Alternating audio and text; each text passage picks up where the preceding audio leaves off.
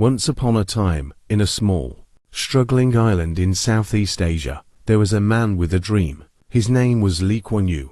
To many, Singapore was just a dot on the map, a land with no natural resources, no oil, no gold, not even enough water. Yet, this man believed that with determination, unity, and vision, even the smallest place could become something great. Lee was born in 1923 in British-ruled Singapore. From a young age, he was bright, curious, and determined. He loved to read, to question, and to learn. While many children played outside, Lee often stayed indoors with books and newspapers, trying to understand the world. He believed that knowledge was power, and he worked hard to gather it. As he grew older, he saw his country struggle. During World War II, the Japanese invaded Singapore. The years of war were full of fear, hunger, and sadness. Lee saw how his people suffered. He saw injustice, and he felt a fire inside, a deep desire to change things. After the war, Lee decided to study law in England. He went to Cambridge University, one of the best schools in the world. There, he learned not only about law, but also about politics, leadership, and the power of words. He trained his voice to be strong. He trained his mind to be sharp. And most of all, he trained his heart to be brave. When he returned to Singapore, Lee saw that things were still broken. The people were divided. There were different races, different languages, and many different opinions. But Lee believed that unity was the key to success. He formed a political party and spoke to the people with honesty and courage. He did not promise magic. He promised hard work, discipline, and change. Many people believed in him. They followed him, and together, they started a new journey. In 1965, Singapore became an independent nation. It was not by choice. Singapore was separated from Malaysia and left to stand alone. Many people cried that day. They were afraid.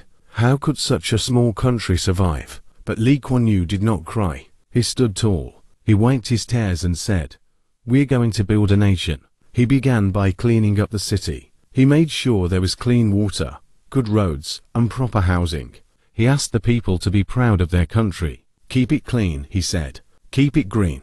He planted trees and built parks. He turned a dirty port town into a garden city. He believed that discipline and cleanliness could shape character. Next, he focused on education. Lee believed that the future belonged to those who could think, speak, and solve problems. He built schools, trained teachers, and made sure every child had a chance to learn. He made English the main language of education, so that Singaporeans could work with the world. He gave scholarships to the brightest minds, so they could learn abroad and return with new ideas. But Lee also knew that knowledge was not enough. The people needed jobs. He invited foreign companies to invest in Singapore. He said, "Come build your factories here. We will give you safety, honesty, and hard-working people." Many companies came. They built offices and factories. They gave jobs to thousands of Singaporeans. From making clothes and toys, Singapore soon began making electronics, ships, and even airplanes. Lee was strict. He made laws to keep the streets safe and the government clean.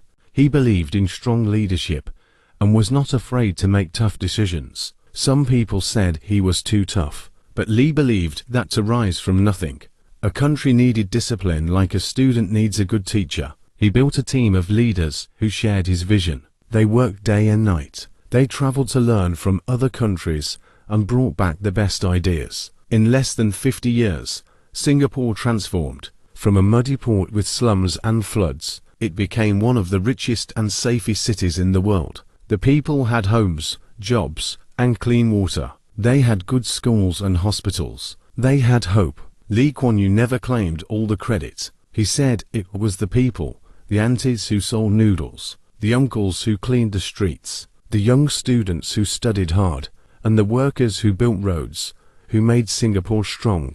But everyone knew, without his vision, without his courage, without his belief, it might never have happened. He led with heart and mind. He stood firm when others gave up. He spoke when others stayed silent. He believed when others doubted. And he never stopped dreaming of a better Singapore. Today, Millions visit Singapore. They see the tall buildings, the clean streets, the green trees, and the smiling faces. But behind all that beauty is a story.